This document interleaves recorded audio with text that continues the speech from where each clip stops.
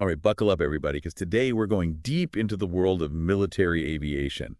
And let me tell you, things are getting pretty wild. Yeah, it's a fascinating story that really highlights how complex things are in geopolitics these days. You're telling me. So we're talking about Pakistan getting ready to make a fifth-generation stealth fighter jet. Right. And not just any stealth fighter. This one's called the KAAN. And get this, it's a collaboration with Turkey, but the Pakistani version, that's going to be powered by Chinese engines. Whoa, wait, hold on. Chinese engines, that's kind of a curveball, right? Absolutely. This raises so many questions about China's role in the global arms market. Yeah. Think about it. They're willing to share some pretty advanced technology. Even with a NATO member like Turkey. Even indirectly. Yeah, it's a big deal. Okay, so let's break this down piece by piece. First up, the KA aircraft itself. What makes this jet so special? How does it stack up against those other big-name fifth-generation fighters out there? Well, imagine this. The KAAN, with its super advanced avionics, could take on multiple targets at once. All while staying hidden from enemy radar. Exactly. That's a game changer in air combat. Wow. And it doesn't stop there. Add to that a serious payload of advanced weapons, and you've got yourself a real force multiplier. So it's not just about hiding, it's about packing a punch. Precisely. The KAAN is meant to be a multi-role aircraft. It can handle everything from dominating the skies to carrying out precision ground strikes. And you mentioned the Chinese WS-10G engines in the Pakistani version. Right. Those add another layer of intrigue to the whole story. Are those engines really that big of a deal, though? Oh, they definitely are. For Pakistan's Air Force, these engines are a huge technological leap forward. I see. China's been pouring resources into their aerospace industry, and the WS-10G is a testament to that. It's got this impressive thrust-to-weight ratio and some seriously cutting-edge design elements. Okay, so we've got this high-tech jet being built, but what about the partnership itself? It's not every day you see this level of collaboration between Pakistan and Turkey, and then you add China into the mix. That's unprecedented. It's been brewing for a while, actually. We've seen more and more defense cooperation between Pakistan and Turkey in recent years. Driven by? Well, a couple of things. They share some geopolitical interests, and they both want to boost their defense capabilities independently. So what are the main factors pushing this partnership forward? Both countries want to rely less on traditional Western suppliers. Makes sense. And they see this as a chance to play to their strengths. Pakistan brings its strategic location to the table, and Turkey, well, they're becoming a real powerhouse in aerospace technology. Sounds like a pretty sweet deal for both countries, at least on the surface. Yeah, on the surface for sure. So what are the benefits? Well, Pakistan gets access to cutting-edge tech and a boost to their domestic aerospace industry. Meanwhile, Turkey gets to expand its influence and establish a presence in a really strategically important region. But let's be real. This isn't just some simple bilateral agreement. We've got China playing a key role here, and that's what makes this whole situation so fascinating. Absolutely. And what's particularly interesting is the balancing act China has to pull off. They've got this strong strategic partnership with Pakistan. But they also need to tread carefully with Turkey, who, as we said, is a NATO member. It's a delicate dance, for sure. So what kind of message is China sending by sharing this level of technology with Pakistan? I think it shows they're ready to challenge the existing global power structure. China is becoming more and more assertive on the world stage. Right. And this move could be a way for them to boost their influence in South Asia and the Middle East. It also makes you wonder what's in it for China.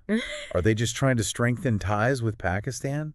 Or is there something bigger at play here? There could be several motivations behind it all. One possibility is that China sees this as a way to get closer to Turkey. Interesting. And potentially sway Turkey's position within NATO. It's like they're testing the waters, seeing how far they can push the boundaries of those traditional alliances. Wow. I'm already feeling like I need a flow chart to keep track of all these moving pieces. Right. We've got this super advanced fighter jet. A deepening partnership between Pakistan and Turkey. And China making a strategic play in the background. It's a lot to take in. And we're just getting started. This story is full of twists and turns, and the implications are massive. Okay, before we get into what could happen because of this collaboration, let's zoom back in on the KAAN itself. What sets it apart from those other fifth-generation fighters out there? Well, the KAAN is designed to be almost invisible to radar. That's the stealth capability we were talking about. Exactly. And that, combined with its advanced systems and weapons, makes it a serious contender. So it's not just about evading detection. It's about having the firepower to back it up. Absolutely. The KAN is also expected to have this sophisticated electronic warfare suite. Meaning? It can jam enemy radars and mess with communications, which makes it even more survivable and effective in combat. That's a pretty potent combination. For sure. But how does it compare to other well-known fifth-generation fighters like the F-35 or the Su-57? Is it really in the same league? It's too early to say for sure, but the KAN seems like it has what it takes to compete with those big players. It's got cutting-edge technology and design features that put it in a strong position. That raises another interesting question, though. If the KAN turns out to be as good as it seems, how might that change the balance of power in the region? That's where things get really interesting. We need to think about how other major players in the region, like India and the US, might react. Okay, let's dive into that in part 2. Get ready, folks, because this deep dive is about to get even more fascinating. Welcome back to our deep dive. We're picking up where we left off talking about the KAN and how it could really change the game in military aviation. And right before the break, we were discussing how this collaboration between Pakistan, Turkey, and China could shake things up, especially for regional players like India. What's their take on all this? Well, India is definitely keeping a close eye on what's happening, and for good reason. They've always been a bit wary of Pakistan's military ambitions, and this collaboration is only amplifying those concerns. Yeah, I can imagine. A fifth-generation fighter jet right in your backyard would make anyone nervous. Exactly. It's not just the aircraft itself, though. It's the bigger picture. The fact that Pakistan's getting this level of technology, especially with help from China, well, that could really shift the balance of power in the region. But India is no stranger to advanced military technology themselves. I mean, they've got a pretty strong defense industry, and those partnerships with countries like Russia, wouldn't that help them counter whatever advances Pakistan makes? You're right. India has been modernizing their own air force, but the KAN throws a new wrench into things. It could potentially set off an arms race in the region. An arms race? That doesn't sound good. It definitely raises the stakes. An arms race in South Asia, a region that's already dealing with historical tensions and unresolved conflicts. It's a worrying thought. Okay, so we've got potential for things to heat up between India and Pakistan. But what about the United States? How are they likely to react to all of this? The U.S. is in a tough spot. They have these long-standing alliances with both Pakistan and Turkey. But at the same time, they see China's growing influence as a major challenge. It's a real balancing act. It is. On the one hand, they don't want to alienate their allies. But on the other hand, they're probably not too thrilled about China getting a foothold in such a strategically important region. So what are their options? What concrete steps could the U.S. take to counter this? They could try to use them.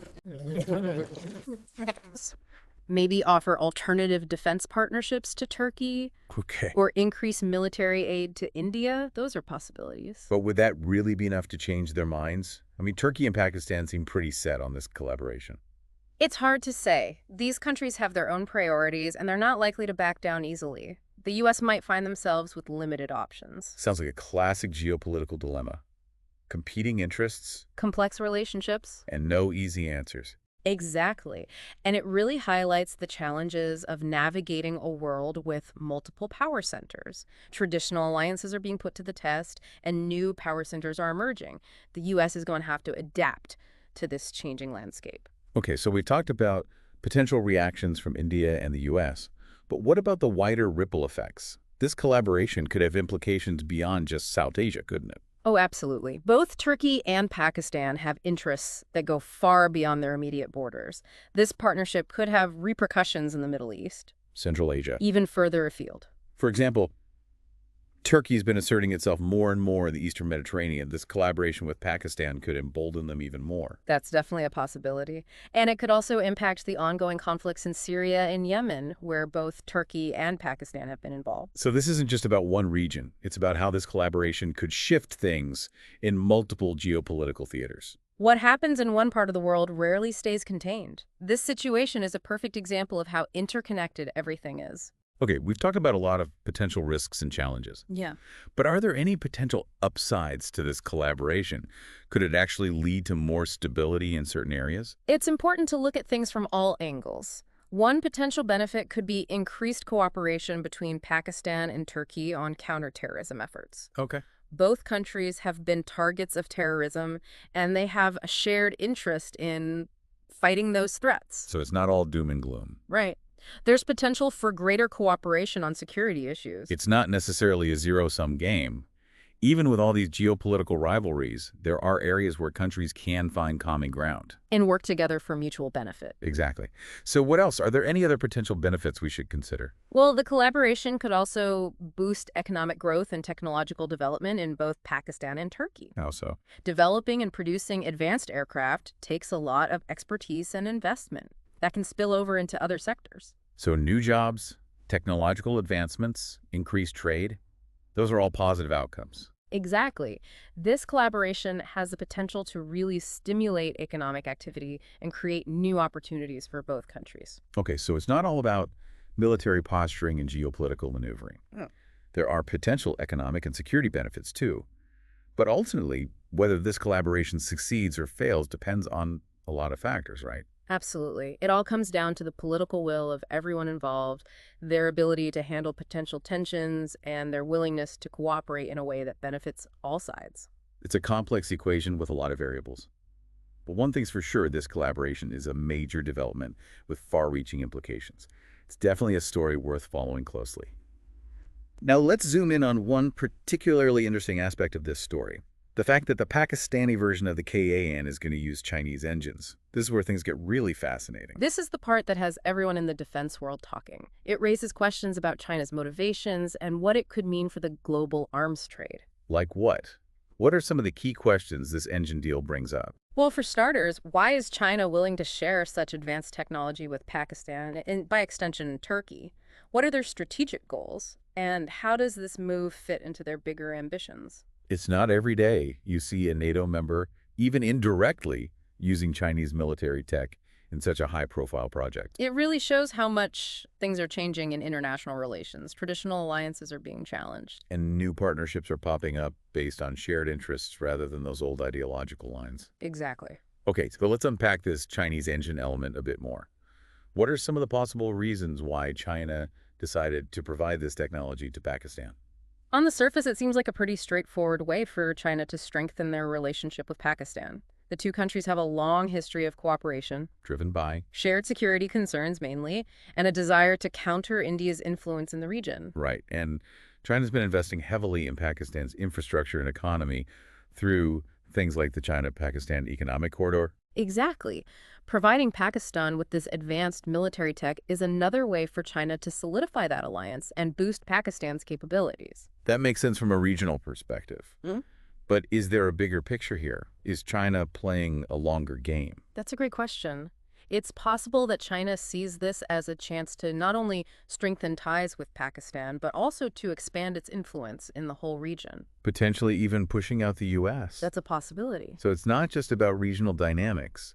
It's about China's global ambitions. China is becoming more and more assertive on the world stage, and they're looking to reshape the existing global order. This collaboration with Pakistan and Turkey could be a part of that grand strategy. So they're aiming to challenge the U.S. as the top global power. China's rise is a defining feature of the 21st century. They're challenging the U.S. in all sorts of areas: economics, technology, military power, you name it. Okay, so China has its reasons for getting involved in this deal. But what about the potential impact on the global arms trade? Could this shift the balance of power there too? It's definitely a possibility. This deal could signal a shift in the global arms trade, with China becoming a major supplier of advanced weapons. We've already seen them making inroads in Africa and Latin America, offering competitive prices and those attractive financing terms. And this collaboration with Pakistan and Turkey, well, that could really cement their position as a major player in the global arms market, especially if the KAAN turns out to be a success. So could this lead to other countries, even those traditionally aligned with the West, turning to China for their military equipment? It's not out of the question. We live in a multipolar world now where countries are becoming more pragmatic. If China offers good deals and reliable technology, they could become the go-to supplier for a lot of nations. That would be a huge shift in the global arms landscape. It's something to keep an eye on for sure. The ripple effects of this collaboration could extend far beyond the countries directly involved. This episode has been packed with information and insights. It's clear that this collaboration between Pakistan, Turkey, and China is a complex story with huge implications.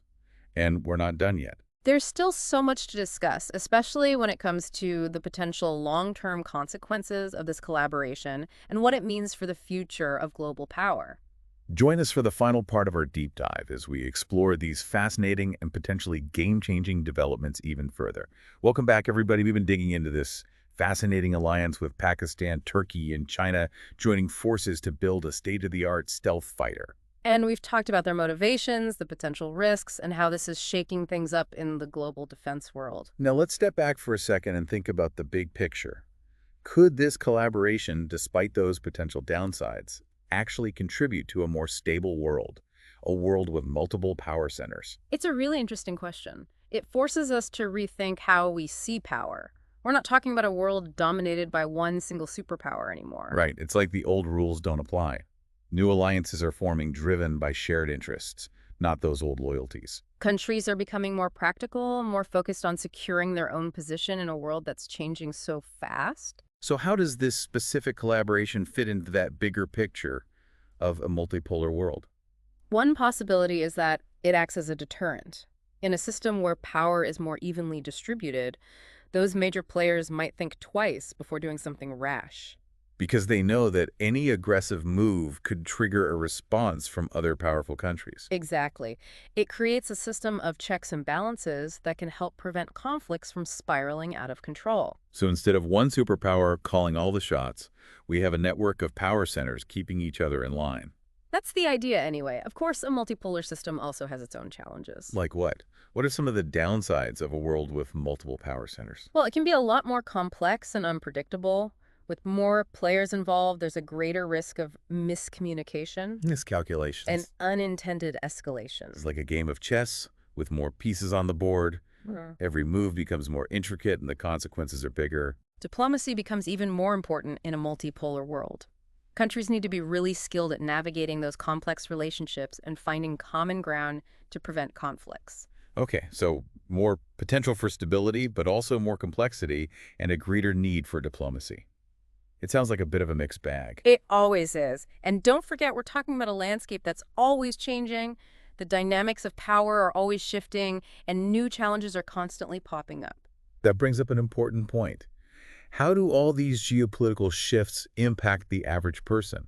It's easy to get lost in the high-level analysis, but this stuff has real-world consequences. You're absolutely right. Geopolitics might seem abstract and far removed, but it affects our everyday lives in so many ways. Think about the prices we pay for things. The jobs that are available. The security of our borders, it's all influenced by global events. And in a world that's becoming more and more interconnected, those events can have a ripple effect across the globe. So it's not just about these abstract ideas of power and influence, it's about the tangible ways in which geopolitics shapes the world we live in. It's about understanding the forces that are shaping our future and being prepared to navigate the challenges and opportunities that come with it. We've covered a lot of ground in this deep dive. We've analyzed the reasons behind Pakistan, Turkey, and China's collaboration. We've assessed the risks and the benefits. And we've explored what it all means for global power dynamics. And hopefully we've challenged you to think critically about how international relations are changing. We live in uncertain times, but also in a time with immense possibilities. The choices we make today will determine the course of history. The future isn't set in stone. We all have a role to play in shaping the world we want to see. So stay curious, stay engaged, and stay informed. And thanks for joining us on the deep dive. Until next time, keep exploring.